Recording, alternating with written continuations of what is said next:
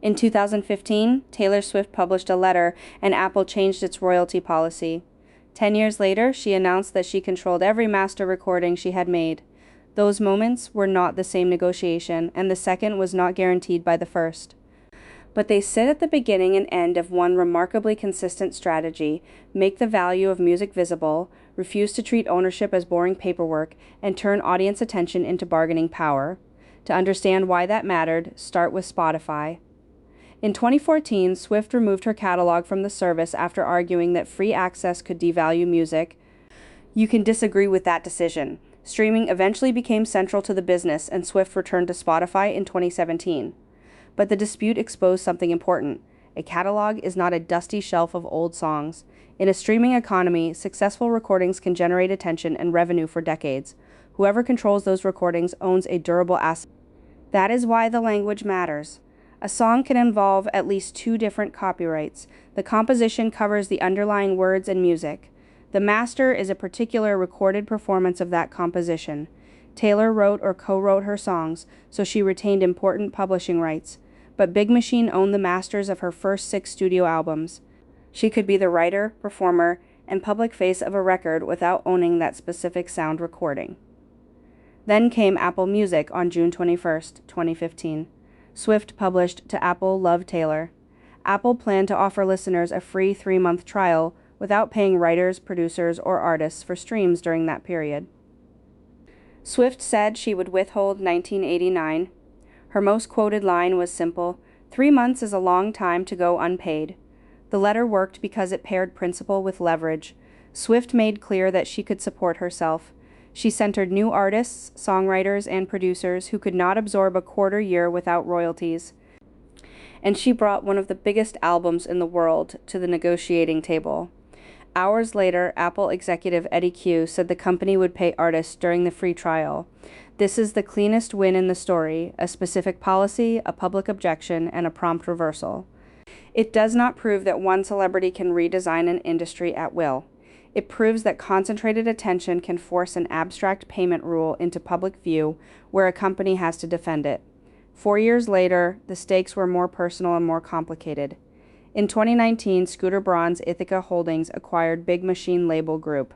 That transaction included the master recordings from Taylor Swift through Reputation. Reports often compress this into "he bought her songs." More precisely, the deal transferred ownership of those original recordings.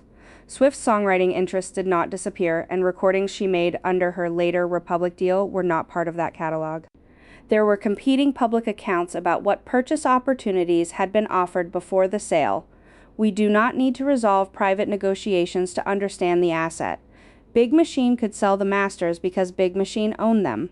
Swift had created the performances, but the contract had assigned ownership of those recordings to the label. Her response was not to pretend copyright law had vanished, it was to use it. Once the contractual restrictions allowed, she could record new performances of compositions she had written or co-written. A Taylor's version is not the old master copied into a new folder. It is a new sound recording, new vocals, new instrumental performances, and a new master that she controls. That distinction made re-recording lawful, but it did not make the strategy automatically successful. 2 nearly identical versions can compete. Listeners can choose either one.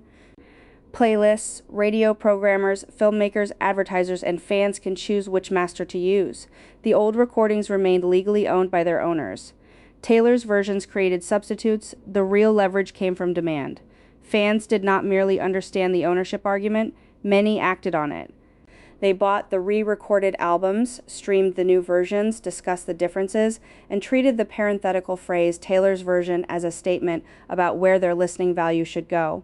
4 re-recorded albums reached #1 in the United States.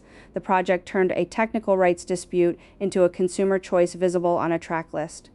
That choice changed the economics without erasing the originals. Every play moved by a listener was one less play for the competing master and one more signal that Taylor's controlled version had commercial life.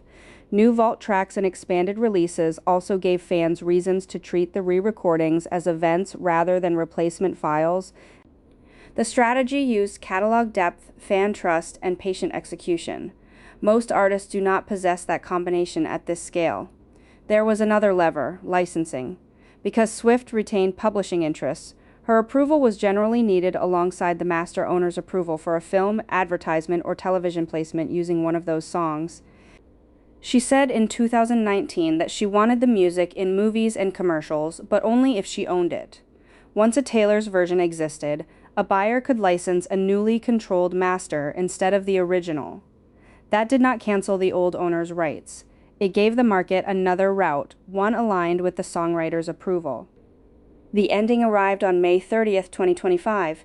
In a letter on her official website, Swift wrote, "All of the music I've ever made now belongs to me." She said she had purchased the original masters from Shamrock Capital, the firm that had acquired them from Braun in 2020. Her letter also listed music videos, concert films, album art, photography, and unreleased songs as part of what she now controlled. The strongest closing receipt is not a rumor about the price. The price was not publicly confirmed, and reports placing it between $600 million and $1 billion were disputed. The receipt is Taylor's own description of the mechanism. She thanked fans for supporting the 4 Taylor's version albums and the Eras tour, and wrote that this success was why she was able to buy back her music. That sentence completes the strategy. In 2015, audience attention helped turn a royalty policy into a reputational problem for Apple. From 2021 onward, audience action made newly owned recordings commercially competitive with old ones. By 2025, the resulting business had helped give Swift the resources and leverage to purchase the originals outright.